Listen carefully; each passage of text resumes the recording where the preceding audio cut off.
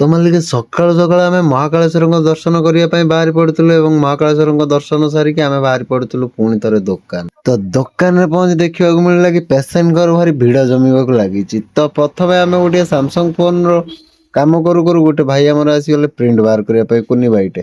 ତ ତାଙ୍କ କାମ ସାରିବା ପରେ ଆମେ ଓଟି ଭିତରେ ଅପରେସନ କରିବା ପାଇଁକା ରେଡି ହେଇଗଲୁ ଏବଂ ତା ଭିତରେ ରାକ୍ଷୀ ଦୋକାନଟିକୁ ବି ଆମେ ରେଡି କରିବାର ଥିଲା। ତ ରାକ୍ଷୀ ଦୋକାନ ବି ବର୍ତ୍ତମାନ ପାଇଁ ଆଜିର ରେଡି ହେଇଗଲା।